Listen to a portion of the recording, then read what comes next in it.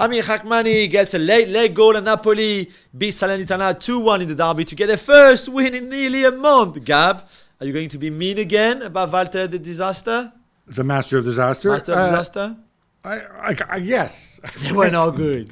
Honestly, this was not a good... So Salernitana are dead last on the table, right? They are bad. They have an owner who's constantly launching accusations and is now in trouble about the refereeing, whatever.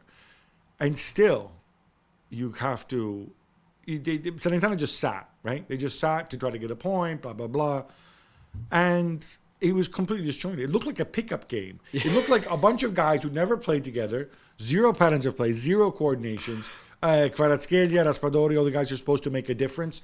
Yeah, you can say, oh, look, this is the kind of thing where, but we showed spirit, we were rewarded. They got lucky on the goal because the guy, instead of clear it, it's just there and then Hakmani just scored. It was not good. I didn't even want to listen to Mazzarri after the game, so I have no idea what clever explanations he came up with. But I'm sure if he spoke, I'm sure he did speak. Yeah. He praised their spirit, their determination. It's a turning point. It's a turning point, probably. Big win for Milan too, as they beat Roma 3-1 at San Siro with my French boys Giroud, Theo, and of course Yacine Adli all scoring the 3 goals. Gab Pioli said they're back on track. Well, I think they're in a good place now. They have a 9-point lead over 5th place, which is good, which means that you're going to finish in the top 4, which is what you want to do. Now you can focus on doing something in the Europa League. You're out of the Coppa Italia, obviously out of the Champions League. Yacine Adli, I was happy for him. Lovely. He's Paris born and bred, of course. Sorry? Paris born and bred. Okay, he literally became like a figure of fun at Milan, but then insisted on staying. No, I want to prove my worth, and he's doing it. I mean, when Benacer returns, he goes back where he belongs on the bench. But it doesn't matter.